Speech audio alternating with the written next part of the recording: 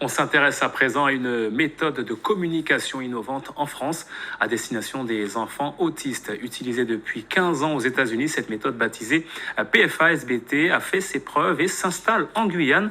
Nous avons suivi une séance de travail au sein d'une famille, Vanessa Etienne et Clotilde Séraphin-Georges. La séance débute mal. Cris, pleurs. Sohélan a été agressée par le bruit de perceuse du voisin. Et c'est là tout l'intérêt de la séance de travail qui va suivre. Le petit garçon autiste doit apprendre à gérer ses émotions qui l'envahissent et son hypersensibilité au bruit extérieur. C'est quoi? Il est en train d'installer des garçons et des grenouilles. C'est très bien. Dès qu'il se sent submergé, il passe un instant sur sa tablette qui agit comme un sas de décompression avant de passer à une autre activité. L'acceptation de l'erreur, persévérer dans une tâche difficile sont des notions compliquées pour lui. Avec la méthode, les progrès de son fils en quelques jours sont déjà visibles. Dès la première séance, j'ai pu observer que mon fils ne criait plus, ne pleurait plus et ne s'échappait pas lorsqu'on lui présentait des tâches scolaires. Concrètement, j'ai pu voir qu'il est plus apaisé, moins angoissé et cette méthode permet justement, comme zone de repli, de décompresser et ensuite de revenir apaisé pour se remettre en activité.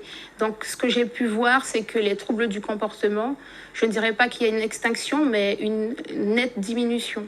Cette méthode appelée PFA-STB, pour évaluation fonctionnelle pratique en français, est basée sur le traitement des compétences. Une méthode reconnue et qui a 15 ans de recul aux États-Unis. Elle est déployée depuis tout juste une semaine en France. On voit que les personnes qui l'ont mise en place aux États-Unis ont une grande diminution des troubles du comportement des personnes et une beaucoup plus grande adaptabilité dans tous les environnements. Donc c'est vraiment une méthode qui est prouvée. Il y a beaucoup d'articles scientifiques d'ailleurs sur cette méthode qui prouvent l'efficacité.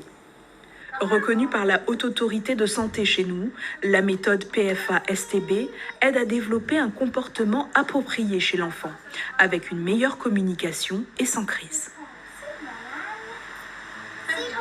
Cette méthode, c'est de développer des moyens alternatifs pour pouvoir diminuer les troubles du comportement. Donc on apprend à tolérer le non, communiquer plus de manière plus spécifique, accepter des changements qui sont souvent difficiles pour les personnes avec autisme et apprendre des nouvelles tâches, des nouveaux apprentissages. Cette méthode s'applique en fonction des troubles du comportement. C'est du cas par cas, car chaque enfant autiste est différent.